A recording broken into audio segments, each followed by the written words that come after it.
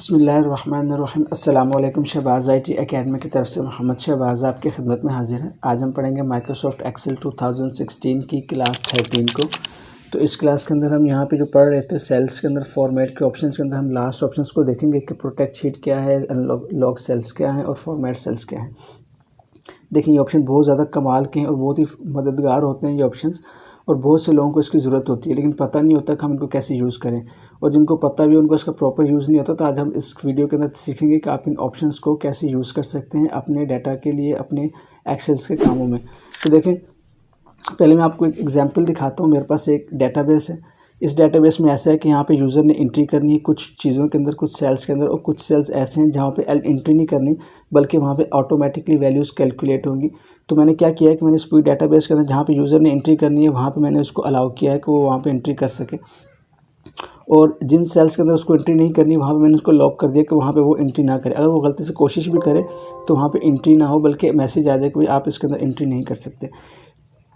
तो ये काम आपने कैसे करना है। इसी तरह देखें, यहाँ पे इस सेल को चेंज कर सकता है यूज़र, इस सेल को यूज़र चेंज कर सकते हैं, यहाँ पे चेंज कर सकते हैं यहाँ पे, लेकिन जो एज इन वीक्स है इसको चेंज नहीं कर सकता। अगर मैं यहाँ पे देखें, यहाँ पे मैं लिखता हूँ 25, तो ऑटोमेटिकली मेरे पास वीक्स में एज आ जाएगी कि भाई 3 हफ्ते और 3 दिन इसकी एज हो गई है वीक्स के अंदर। तो ये ऑटोमेटिक है, यहाँ भी यूज़र चेंज ना कर सके। अगर वो कोशिश भी करे या गलती से कभी क्लिक भी हो जाए तो यहाँ पे वैल्यूज़ को चेंज ना हो, क्योंकि जब आप कोई डेटाबेस बनाते हैं, कोई रिकॉर्ड को मेंटेन कर रहे होते हैं, अगर वहाँ पे गलती से भी कोई चीज़ मिट गई तो पूरा का पूरा रिकॉर्ड जो है वो डिस्टर्ब हो जाता है।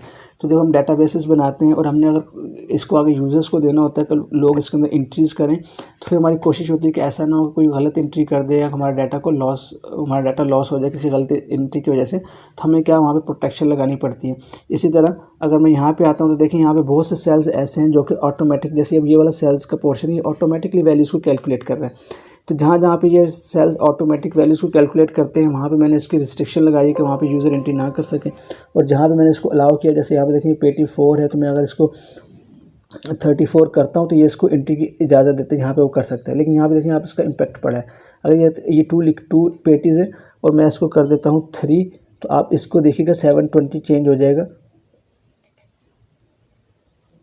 1080 के साथ। तो ये वो वैल्यू है जो कि ऑटोमेटिकली कैलकुलेट होगी, और ये वो वैल्यू है यहाँ पे यूज़र एंट्री कर सकते हैं।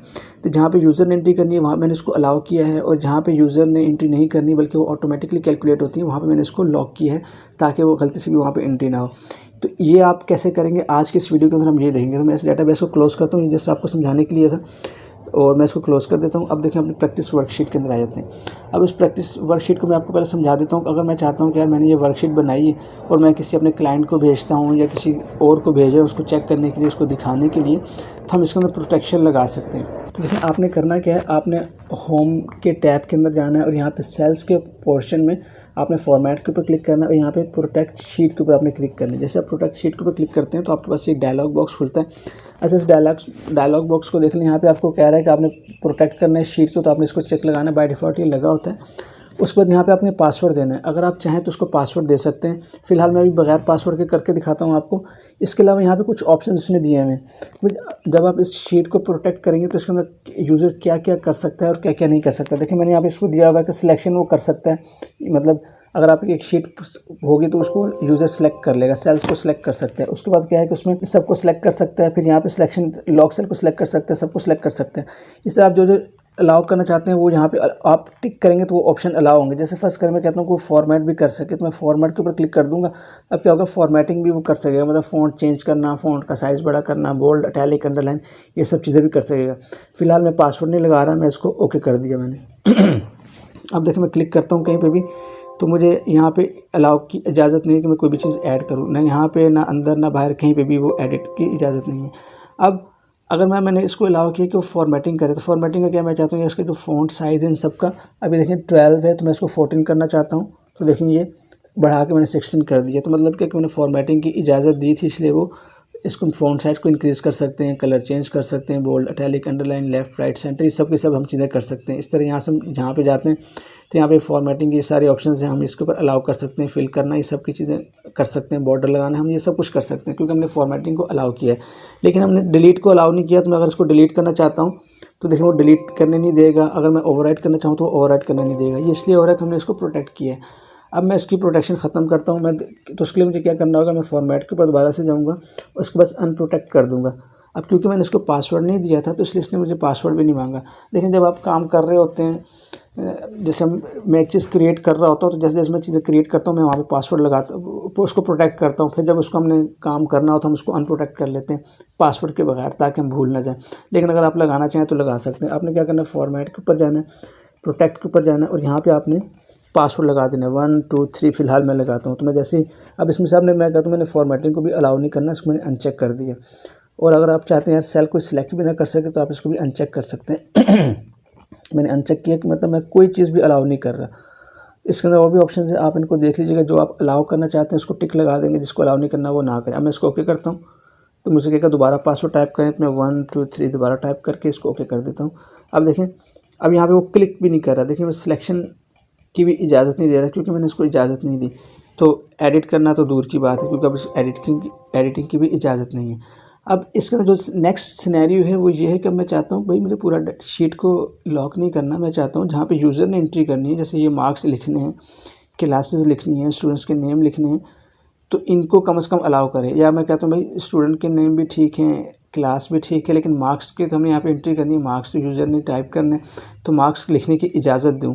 तो वो काम कैसे करेंगे? अब देखें, फॉर्मेटिंग, फ़ॉन्ट साइज़ हर चीज़ अलाउ नहीं है। अब मैं इसको चेंज भी करता हूँ तो इसका इम्पैक्ट नहीं पड़ेगा, उसने वापस कर दिया। अब देखें 12 है तो मैं इसको चेंज भी करता हूँ तो वो चेंज नहीं होगा, 12 का 12 ही रहेगा। अब मुझे इसको अनप्रोटेक्ट करना है तो मैं फॉर्मेट में जाऊँगा, यहाँ से अनप्रोटेक्ट करूँगा, मुझसे पासवर्ड मांगेगा तो मैं 1 2 3 पासवर्ड दूँगा, इसको अलाउ कर दूँगा। तो अब मैं कर सकता हूँ, टाइप भी कर सकता हूँ और लिख भी सकता हूँ। अब मुझे करना क्या है, मुझे करना है कि मुझे इन सेल्स के ऊपर अलाउ करना है कि यहाँ पे यूज़र एंट्री कर सके। तो उसके लिए आपने पहले क्या करना है, देखिए सबसे पहले आपने जिन सेल्स को यूज़र के लिए अलाउ करना है आपने उस सेल्स को सिलेक्ट कर लेना है। अगर आपने 100 सेल्स के ऊपर अलाउ करना है 100 को कर लें, 1000 को करना है 1000 को कर लें। मैं फ़र्ज़ कर मैं कहता हूँ ये इस सेल को करना है। अगर आपके पास यहाँ पे भी डाटा है तो आपने कहा इसको भी करना है, इसको भी करना है। जहाँ जहाँ आप यूज़र को अलाउ करना चाहते हैं आप उनको सिलेक्ट कर लें। अगर आपने यहाँ पे सिलेक्ट किया, अब आपने कहा आपने इस वाले सेल्स को भी सिलेक्ट करना है, तो अब आपने कीबोर्ड से कंट्रोल दबाना है और यहाँ पे भी अलाउ करना है। फ़र्ज़ करें आपका डाटा यहाँ पे भी है और यहाँ पे भी अलाउ करना है, तो अब आपने कंट्रोल पहले एक सिलेक्शन ले लेनी है, फिर कंट्रोल दबा के दूसरा, तीसरा, जहाँ जहाँ आपको अलाउ करना है उन एरिया की सिलेक्शन ले लें। उसके बाद आपने क्या करना है, आपने यहाँ पे देखें फॉर्मेट में चले जाना है। यहाँ से आप चले जाएँ फॉर्मेट के अंदर, एक ही बात है, या आप फॉर्मेट में जाएँ और यहाँ पे देखें सबसे नीचे एक ऑप्शन है फॉर्मेट सेल का, यहाँ चले जाएँ, एक ही बात है। या फिर आप यहाँ चले जाएँ तब भी एक ही बात है। तो ये आप इधर चले जाएँ, यहाँ से अलाइनमेंट में चले जाएँ, यहाँ से आप नंबर्स में चले जाएँ, या यहाँ से आप फॉर्मेट में चले जाएँ, आप इसी जगह पे आएंगे। देखिए मुख्तलिफ इसी इधर ही मुख्तलिफ ये सब के सब ऑप्शंस अवेलेबल हैं। तो यहाँ पे आपको एक ऑप्शन मिलता है प्रोटेक्शन का लास्ट वाला। तो देखें जब आप डिफ़ॉल्ट खोलते हो तो यहाँ पे टिक लगा होता है लॉक्ड सेल, ये एक्टिव हुआ है। एक्टिव का इसका मतलब ये है कि जब आप शीट को प्रोटेक्ट करते हैं तो तमाम के तमाम सेल्स लॉक हो जाते हैं। ये डिफ़ॉल्ट में लॉक रहते हैं, आप इसके अंदर एंट्री करते हैं, लेकिन जब आप प्रोटेक्शन लगाते हैं, शीट को प्रोटेक्ट करते हैं, तो ये सेल्स लॉक होते हैं, आप इसके अंदर एंट्री नहीं कर सकते। लेकिन अब मेरे को चाहिए क्या, मैं चाहता हूँ कि जिन सेल्स के ऊपर यूज़र एंट्री करेगा वो सेल्स लॉक ना हो, बाकी पूरी शीट भले लॉक हो जाए। तो अब मुझे क्या करना है, इसको मैंने अनचेक कर देना है, लॉक्ड सेल को मुझे अनलॉक्ड कर देना है कि शीट प्रोटेक्ट हो, उसके बावजूद भी जो लॉक्ड सेल है वो अनलॉक चाहिए। कौन कौन से चाहिए, जिनको मैंने सेलेक्ट किया है। देखिए ये जो मैंने सेलेक्ट किए हैं ये सेल्स लॉक ना हो, बाकी पूरी शीट लॉक हो जाए। तो मैं यहाँ से इनकी जो लॉक की जो फैसिलिटी है इसको मैं अनलॉक कर दूँगा। अब मैं यहाँ से इसको ओके करता हूँ, तो अब ये अनलॉक हो गया। अब मुझे प्रोटेक्शन लगानी, पहले आपने सेल्स को अनलॉक चेक करना है, उसके बाद आपने फॉर्मेट में जाना है और यहाँ से आपने प्रोटेक्ट शीट के ऊपर जाना है। फिलहाल मैं कहता हूँ इसकी सिलेक्शन को अलाउ कर दो, फॉर्मेटिंग को अलाउ कर दो। अब मुझे यहाँ पे अगर पासवर्ड देना है तो दे दें, नहीं देना तभी तो मैं फ़िलहाल दे रहा हूँ 1 2 3 एंड ओके करता हूँ। फिर मुझसे पूछते हैं 1 2 3 कर देता हूँ एंड ओके कर देता हूँ। तो अब देखें मैं यहाँ पे लिखने की कोशिश करता हूँ, एरर देता है, लेकिन मैं यहाँ पे लिखता हूँ तो लिख रहा है, यहाँ पे लिखता हूँ तो एरर देता है, और अगर मैं यहाँ पे लिखता हूँ तो लिख रहा है। इसी तरह मैं यहाँ पे लिखना चाहता हूँ, देखिए मुझे यहाँ पे अलाउ कर रहा है, लेकिन मुझे अगर क्लास चेंज करनी है तो नहीं लिखने दे रहा। अब मुझे अगर इनके ये फॉर्मेटिंग बढ़ानी है तो मैं बढ़ा सकता हूँ,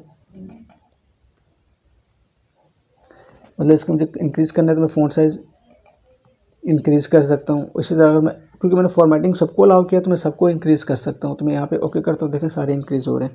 अगर मैं यहाँ की अलाउ करना चाहता हूँ, फॉर्मेटिंग सबकी अलाउ, लेकिन लिख नहीं सकता यहाँ पे, तो इस तरह से मैं यहाँ पे भी नहीं लिख सकता। तो इस तरह से आप क्या कर सकते हैं कि अपने डेटाबेस के अंदर जिन सेल्स को आप अलाउ करवाना चाहते हैं यूज़र्स को, उसको अलाउ कर सकते हैं, और जहाँ पे आप चाहते हैं कि अलाउ नहीं हो, जो चीज़ें आप चाहते हैं कि वो आपने डिफ़ाइन की हुई हैं उनको अंदर कोई ख़राबी ना आए, तो आप उसको लॉक कर सकते हैं। अब अगर आपको अनलॉक करना है दोबारा, तो आपने दोबारा प्रोटेक्ट फॉर्मेट में जाना है, यहाँ से अनप्रोटेक्ट के ऊपर क्लिक करना है और यहाँ से 1 2 3 पासवर्ड देके आपने इसको अनलॉक कर लेना है। तो इस तरह से आप पूरी शीट को बगैर पासवर्ड के भी लॉक कर सकते हैं, पासवर्ड लगा के भी लॉक कर सकते हैं। इस तरह पूरे सेल्स के अंदर आप इनको अलाउ कर सकते हैं, जहाँ पे आप लिखना चाहते हैं उनको अलाउ कर सकते हैं, और आप चाहें तो अलाउ नहीं भी कर सकते। तो उम्मीद है ये चीज़ आपको समझ आ गई होगी। अगर आपको नहीं समझ आई तो आप एक दफ़ा इस वीडियो को रिवाइज़ करके देखें ताकि ये चीज़ें समझ आ जाएँ, क्योंकि थोड़ी सी टेक्निकल चीज़ें होती हैं और बाज़ औक़ात समझने में प्रॉब्लम होती है। तो आप एक बार वीडियो को दोबारा देखेंगे तो आपको अच्छी तरह से समझ आ जाएगी। तो इस तरह से आप चीज़ों को कर सकते हैं। उसका जो इसमें जो सेकंड ऑप्शन है वो लॉक सेल का है, वो मैंने आपको बता दिया कि आपने कैसे वहाँ पे लॉक करना है और अनलॉक करना है। थर्ड ऑप्शन ये है कि आपके पास फॉर्मेट का, तो आपने फॉर्मेट के अंदर चले जाना है और फॉर्मेट के अंदर यहाँ पे आपके ऑप्शन मिलते हैं फॉर्मेटिंग के। अच्छा, इन ऑप्शंस को मैं बड़ी तफसील से बताऊंगा, मैं इनको डिस्कस नहीं कर रहा, मैं जस्ट आपको समझा रहा हूँ कि यहाँ पे आपके पास क्या क्या ऑप्शंस हैं। इनको हम हर ऑप्शंस को पढ़ेंगे बड़ी तफसील के साथ, क्योंकि इसके अंदर जब आप एक्सेल के अंदर पढ़ते हैं तो आपको यहाँ पे बहुत सी चीज़ें को जानने की ज़रूरत है। तो हम पूरी एक वीडियो बनाएंगे, एक एक ऑप्शन के ऊपर कोशिश होगी कि एक एक वीडियो है, ताकि आप इसकी डिटेल को समझ सकें। उसके बाद यहाँ पे अलाइनमेंट है, अलाइनमेंट कर सकते हैं। इसी तरह यहाँ पे सब चीज़ें फ़ॉन्ट जो आपको दिखता था वर्ड में, हम फ़ॉन्ट के ऊपर जाते थे, फ़ॉन्ट सेलेक्ट करना, और फ़ॉन्ट की जो टाइप है, इसी तरह से इसकी bold, italic, underline, font colour आप यहाँ से भी कर सकते हैं, इस तरह आप यहाँ से भी कर सकते हैं। इसी तरह यहाँ पे आपके पास बॉर्डर्स के ऑप्शन आते हैं, जो कि आप यहाँ पे बॉर्डर्स लगाते हैं, यहाँ से भी लगा सकते हैं, यहाँ से भी लगा सकते हैं। इसकी एडजस्टमेंट लाइन की जो होती है वो यहाँ से आप कर सकते हैं। ये इंशाल्लाह हम तफसील से बाद में पढ़ेंगे। फिल सेल्स हैं, यहाँ से कर सकते हैं, यहाँ से भी कर सकते हैं। फिल किस कलर का करना, प्रोटेक्शन आपको बता दिया कि आपने लॉक और अनलॉक सेल्स को कैसे करना है। इस तरह हिडन्स का भी ऑप्शन आप यूज़ करेंगे। इंशाल्लाह इनके ऊपर तफसील से वीडियो बनाएंगे, लेकिन इसके ऊपर अभी जो समझाने का मकसद था वो आपको लॉक सेल की चीज़ें समझा रही थी कि आप लॉक सेल को कैसे यूज़ कर सकते हैं। तो ये कुछ ऑप्शंस है फॉर्मेटिंग के हवाले से, जो कि हमारा ये वाला टैब कंप्लीट हो गया। तो इंशाल्लाह आपसे नेक्स्ट क्लास में मुलाकात होती है, तब तक के लिए इजाज़त दें। अस्सलामु अलैकुम व रहमतुल्लाहि व बरकातुहू।